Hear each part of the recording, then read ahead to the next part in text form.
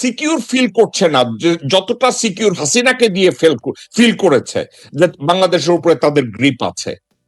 এখন ইনসিকিউর যতটা ফিল করছে, এর কারণ কি? তারেক রহমান মানে এই মুহূর্তে ভারত কি মনে করছে সালাউদ্দিনের মতো লোক মাঠে আছে, আমির খচ্চর মাহমুদের মতো লোক মাঠে আছে, আব্দুল আবাল মিন্টুর মতো লোক মাঠে আছে, মির্জা ফখরের মতো লোক মাঠে আছে, এই চারজনের উপর দিয়েও তারা তারেক রহমানকে থ্রেট মনে করছে?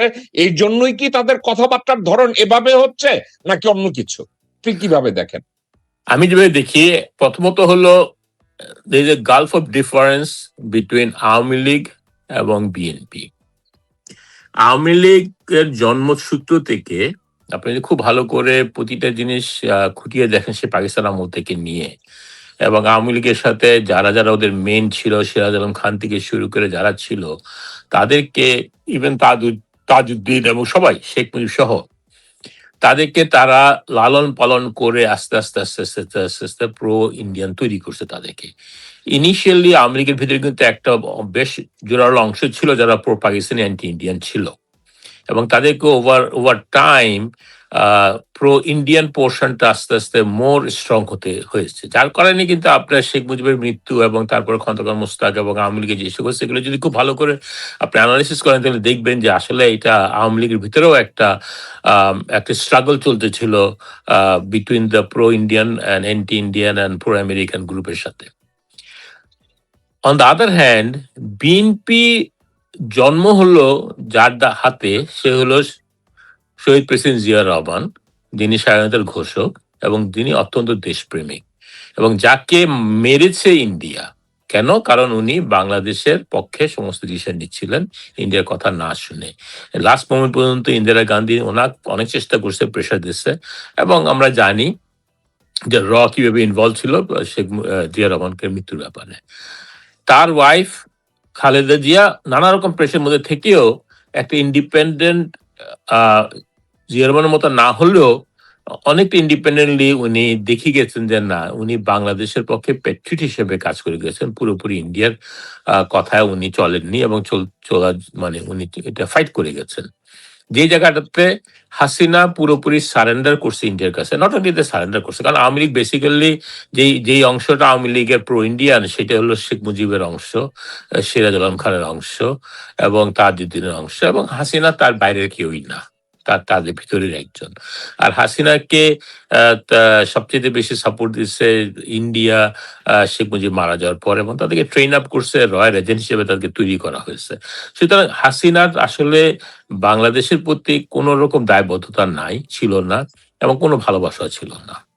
রাদার তার ছিল একটা একটা জিজ্ঞাসা, একটা হিংসা বাংলাদেশে, এবং তার বাবাকে মারায় যে আওয়ামী লীগের লোক যারা মারছে এবং যারা আওয়ামী লীগের একটা লোক রাস্তায় নামেনি, সেইটার প্রতিশোধ উনি সাধারণ লোকের উপর দিয়ে নেওয়ার চেষ্টা করছেন বরাবরই। সুতরাং ইন্ডিয়ার জন্য হাসিনা বা আওয়ামী লীগ হলো তাদের সবচেয়ে বিশ্বস্ত বন্ধু, এবং ওরা, আপনি যদি সবকিছু ভেবে দেখেন গত 17 বছর যা করছে হাসিনাকে দিয়ে, ওরা হাসিনার চেয়ে বেটার আর বন্ধু তাদের কোনোদিন পায়নি। শেখ মুজিব হাসিনার মধ্যে এতটা বন্ধু ছিল না, 100% এইভাবে ইন্ডিয়ার কথা শুনতো না যেটা হাসিনা করে গেছে, এবং হাসিনা করছে তার নিজের স্বার্থে টাকা লুটপাট করা এবং গদিতে থাকা এবং তার ফ্যামিলি এবং তার পার্টিকে লুটপাট করার সাহায্য করতে ইন্ডিয়ার পক্ষে হয়ে সে কাজ করছে, নো ডাউট অ্যাবাউট দ্যাট।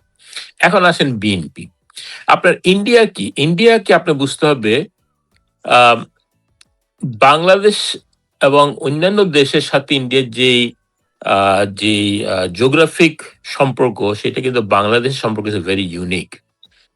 আপনার পাকিস্তানের সাথে বৈরতা হোক, নেপালের সাথে হোক, ভুটানের সাথে হোক, বা শ্রীলঙ্কা, মালদ্বীপের সাথে হোক, তাদের সাথে কিন্তু যতই বৈরিতা হোক, বাংলাদেশের মতো বৈরিতা হলে যে সিচুয়েশনে পড়বে ইন্ডিয়া, সেটা অন্য দেশের সাথে পড়বে না।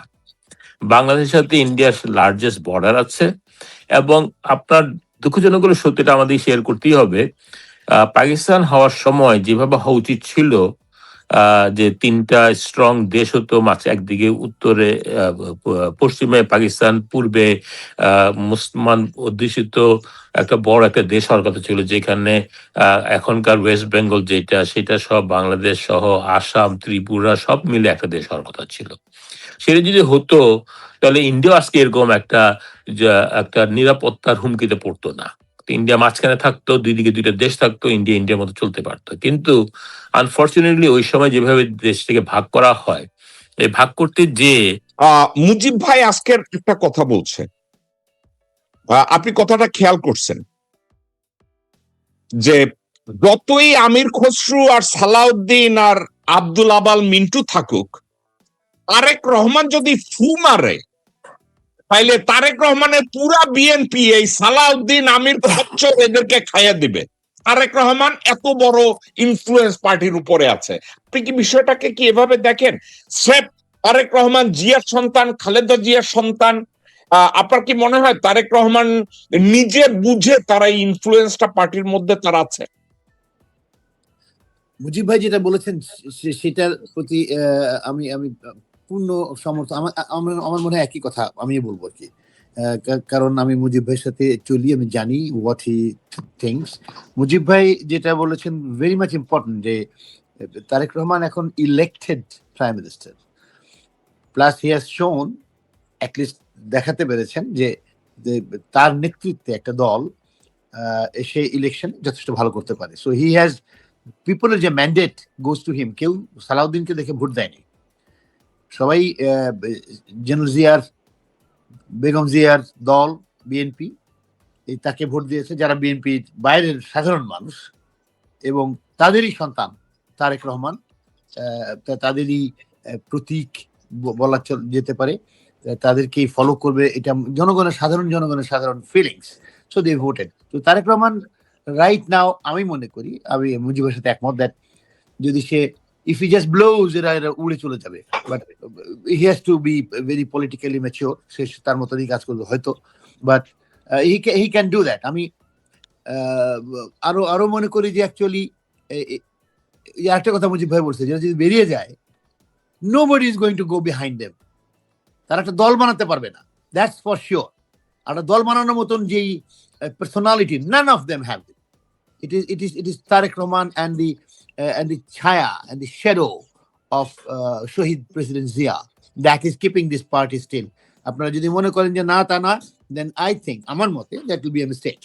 এখনো জেনারেল জিয়ার প্রভাব সারা বাংলাদেশের আনাচে কানাচেতে আছে। এখনো জেনারেল জিয়াকে ছেঁড়া গেঞ্জি পরে সাধারণ মানুষের বাসায় বসে ভাত খেতে দেখা দেন, খেয়েছিলেন উনি একবার।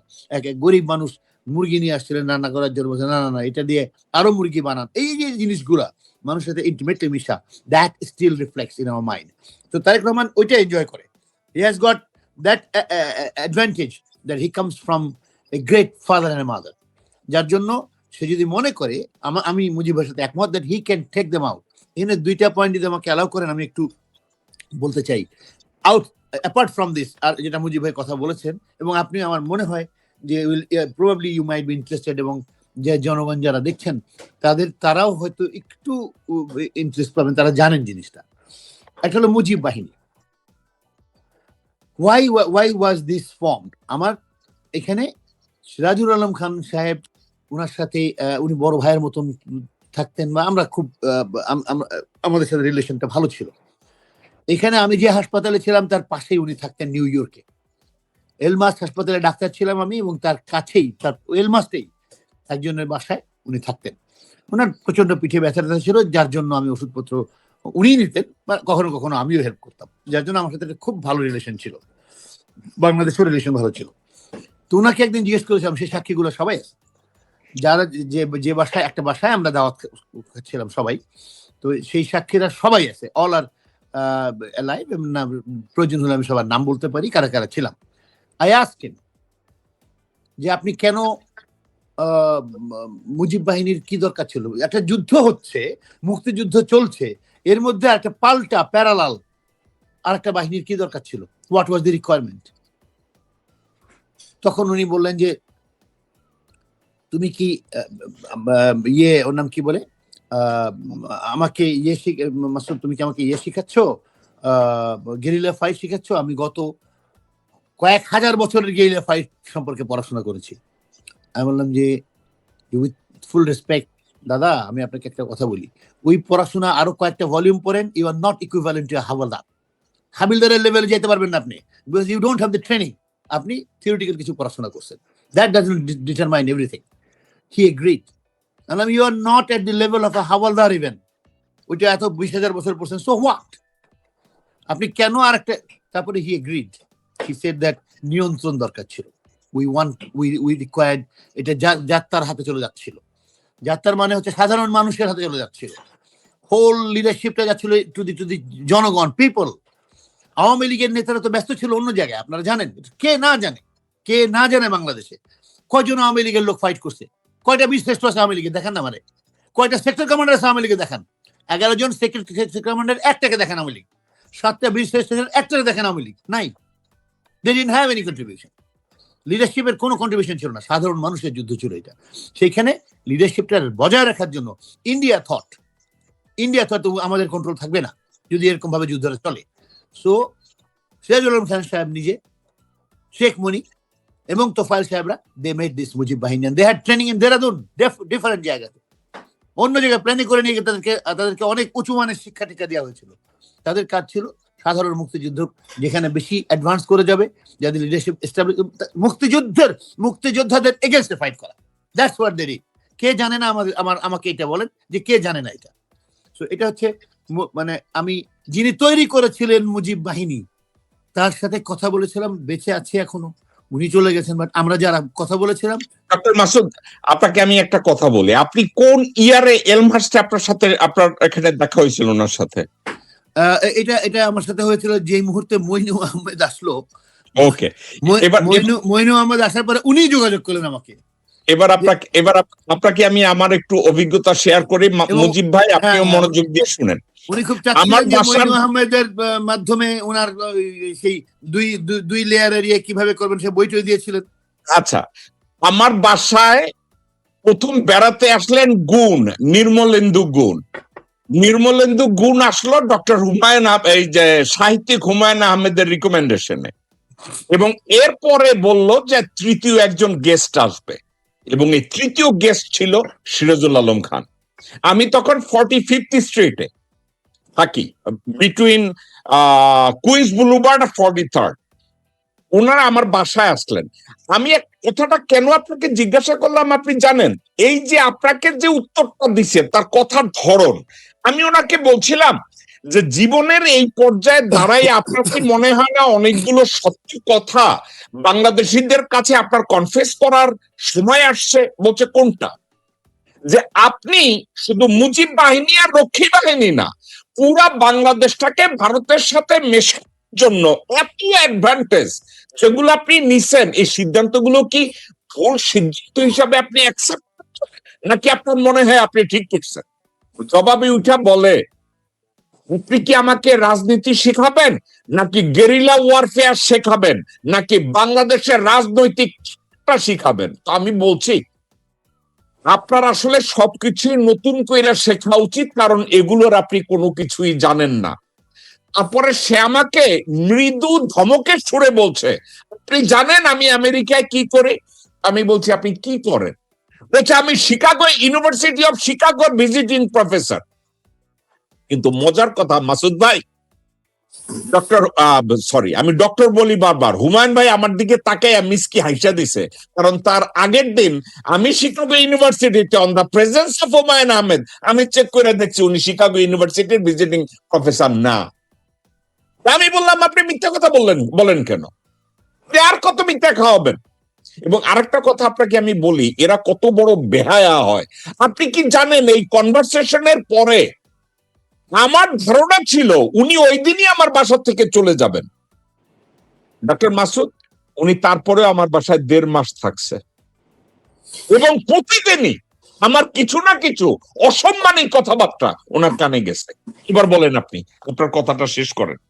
এটা হলো একটা যে ইন্ডিয়ার পার্সোনালি, মানে আমি নিজের কানে শোনা, নিজের সাথে কথা বলা, সিরাজুল আলম খানের সাথে একসাথে খেতে বসে this is what he said.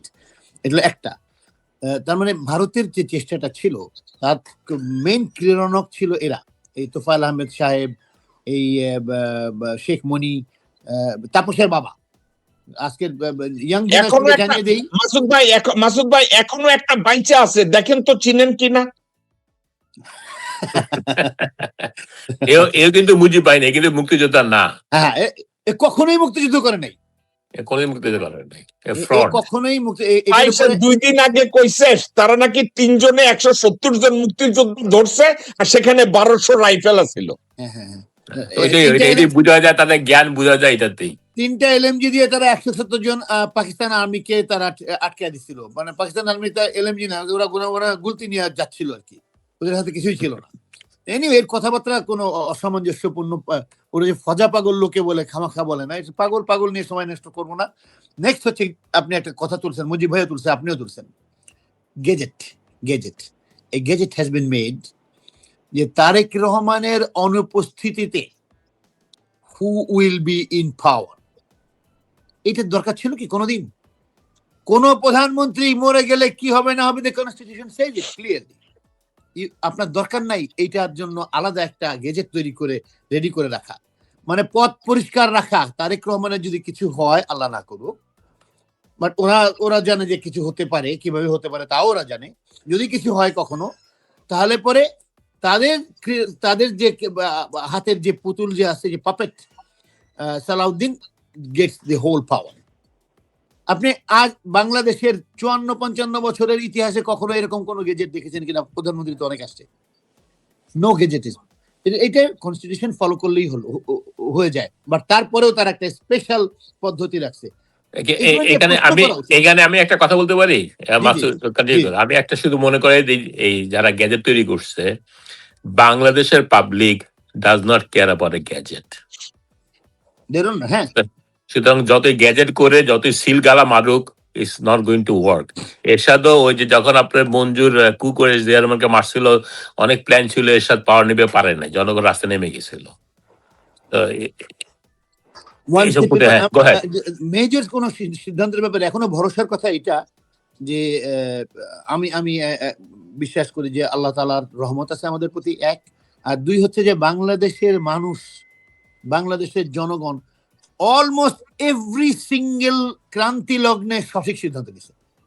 প্রত্যেকটা ক্রান্তি যখন, মানে দেশ প্রায় চলে যাচ্ছে, হাসিনা তো দেশটারে উপঢৌকন দিয়েই দিছিল প্রায়, তখন মানুষ বুকে গুলি নিয়ে একটার পর একটা গুলি খেয়ে হলেও তাকে ধরছে, যে মানুষ জেগে উঠছে, সাধারণ মানুষ জেগে উঠছে। বলি না, ছাত্র জনতা, শুধু ছাত্ররা লিড করে, ইয়াং, তারা দে আর দি মেইন লিডার্স, তারা লিড করে, বাট জনতা তাদের সাথে ছিল। এই ছাত্র জনতার প্রতি এইটাকে ওরা লাইক করে না, এটাকে ইন্ডিয়া লাইক করে না, এই ধরনের ছাত্র জনতা। তো ভয় পায়। এই দুটো পয়েন্ট। আমি আরেকটা বলি আপনাকে, মানে জাস্ট আমার পার্সোনাল একটা অভিজ্ঞতা বলি। আমি এবং আমার ওয়াইফ, আমরা 35 নম্বর ট্রামে উঠে আমরা আসতেছিলাম বেহালার থেকে সেন্ট্রাল ক্যালকাটার দিকে, মানে টুয়ার্ডস এসপ্ল্যানেড। তো এই 35 নম্বর আমরা বসে আছি। তো আমাকে মনে হয় ওরা কি ভাবছে জানি না, হয়তো হিন্দু টিন্দু ভাবছে আর কি। তো আমাকে বললো, দাদা কি আপনি ওই পাশে ওই পারেন নাকি? আমি বললাম যে জি।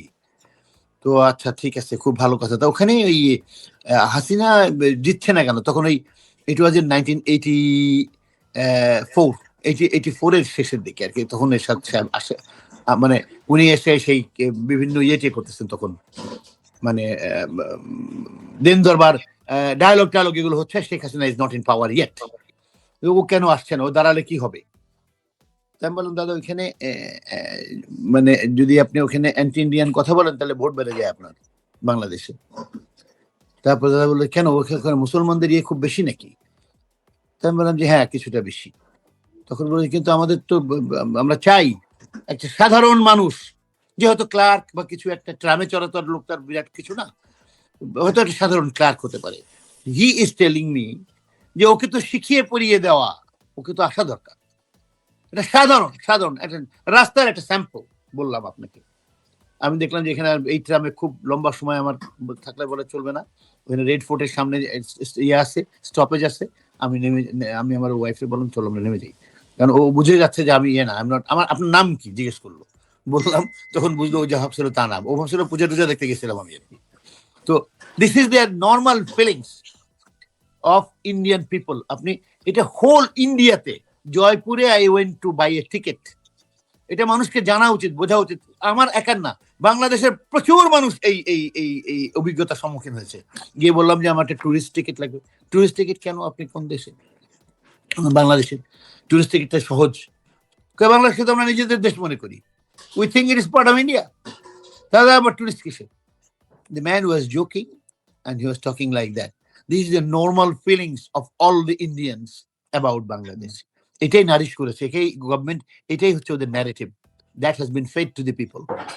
এটা যদি বাংলাদেশিরা বোঝে আমার মনে হয়, তবে এই কিছু বেঈমান কিছু দালাল, যে দালালের কথা মুজিব ভাই বললেন, এই দালালগুলোর ব্যাপারে আমরা প্রত্যেকটা, আমি যখনই সুযোগ পাই, এবং আমি দেখেছি মুজিব ভাই, আপনি নিজে, জেকব ভাই, আপনারাও, you are doing a great job, যে মানুষকে বারবার মনে করিয়ে দেওয়া যে do not, you cannot believe India, you cannot.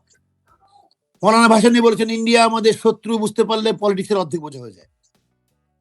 So please, এই দুইটা কথা আমার কাছে মনে হচ্ছিল যে আবার একটু জনগণ জানে, তাকে তার সামনে আরেকবার নিয়ে আসলাম। ওকে, মুজিব ভাই, মাসুদ ভাই, আপনি চমৎকার ভাবে ব্যাখ্যা করেছেন দর্শকদের কাছে, এবং আমি ডক্টর মুজিব আপনাকে একটা কথা আবার আমি ফার্দার জিজ্ঞাসা করি। আওয়ামী লীগের মধ্যে যে একজনও দেশপ্রেমিক নাই, এই কথাটা আমার ভাবতে অবিশ্বাস লাগে। ওর ভিতরে একজন দেশপ্রেমিক নাই, একজন ইমানদার মুসলমান নাই, এটা আমার কাছে অকওয়ার্ড মনে হয়। কিন্তু বাস্তবে আওয়ামী লীগের এবং ছাত্রলীগের এবং যুবলীগের, শ্রমিক লীগের প্রত্যেকটা মানুষই কি জানে না যে তারা ভারতের প্রক্সি বাহিনী, ভারতের স্বার্থ রক্ষা করার জন্য বাংলাদেশে আসছে, এবং বাংলাদেশে বসে তারা এই অপকর্মগুলো করছে? ইমানদার একজন মানুষ কি এই দলগুলোর মধ্যে নাই? দীপ ভাই, আসলে আসলে আমি আমি আপনি ভালো করে দেখেন, স্বাধীনতা যুদ্ধ চলাকালীন অবস্থায় বা ওই সময় বা স্বাধীনতা যুদ্ধের আগে আগে বাংলাদেশের মেজরিটি লোক সাপোর্ট ছিল কিসে? আওয়ামী লীগের প্রতি, শেখ মুজিবের প্রতি, তাই না? এবং স্বাধীনতার পরও একটা একটা বিরাট সংখ্যক লোক আওয়ামী লীগের সাপোর্ট করতো, তাদের প্রিয় ছিল। ওভার টাইম ওই আওয়ামী লীগের ওই লোকগুলি যখন তারা দেখলো যে আওয়ামী লীগ আসলে ভারতের একটা একটা তাবেদার হয়ে যাচ্ছে, ওরা কিন্তু আস্তে আস্তে সরে আসছে। তো আপনি যে কথা বললেন, হ্যাঁ, একসময় হয়তো আওয়ামী লীগের মধ্যে দেশপ্রেমিক ছিল, তারা আওয়ামী লীগ ছেড়ে দিয়েছে অনেক আগেই, তারা বহু আগে আওয়ামী লীগ ছেড়ে চলে আসছে। এবং যা এখন রয়ে গেছে, যে বলে না ছাঁকনিতে থাকতে থাকতে যা থাকে, এখন যারা আছে তারা হলো পিওর ভারতের দালাল। তারা ভারতকেই মনে করে যে, তারা মনে প্রাণে চায় ভারতই হোক একটা দেশ, এবং বাংলাদেশের পার্ট হোক। তো এখন যেটা রয়ে গেছে আপনার ছাঁকনির পরে, তারা কিন্তু এখন তাই। আচ্ছা, আরেকটা কথা আমি আপনাকে বলি, একটু আগে যে কথাটা আসতেছিল, আপনি এই কথাটা বলতেছিলেন, আমি কথাটা বলছিলাম যে এখন যারা ভারতের দালাল হিসেবে বিএনপিতে আছে, তারা চলে গেলে কোনো তেমন কোনো দলও করতে পারবে না। এটা প্রমাণ দেখেন, শুধু এদের না, এদের চেয়ে বড় বড় নেতা বা বিএনপি থেকে বেরিয়ে গেছে। বিচুদির মতো লোক এস্টাবলিশ করতে পারেন এই দল।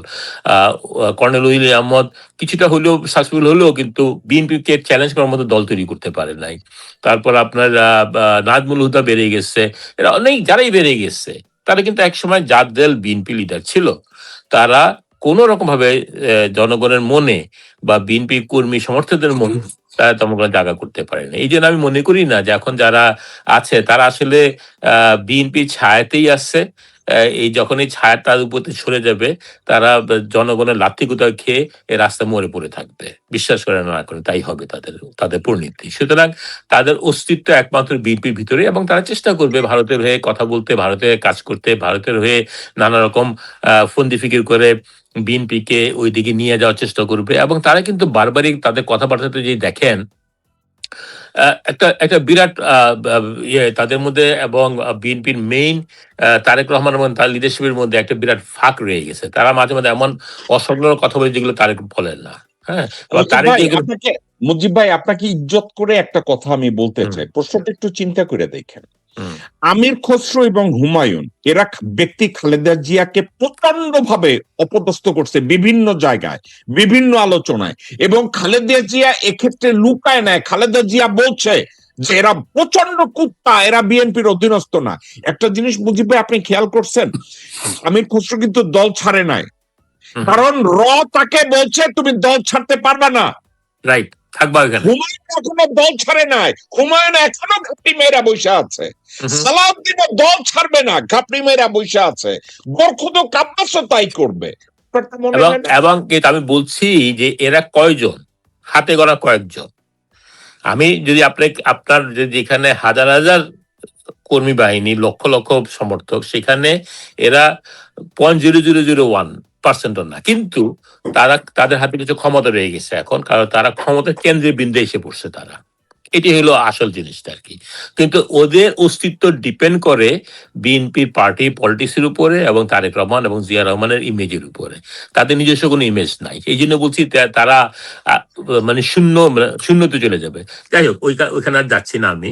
তো এখন যেটা আর কি, যেটা আপনার যে কথাটা আসতেছিলেন, যে আসলে বিএনপি ওভার টাইম তারেক রহমান যদি ঠিকভাবে এই পার্টিকে পরিচালনা করতে পারে, BNP has to get more and more pure patriotic party.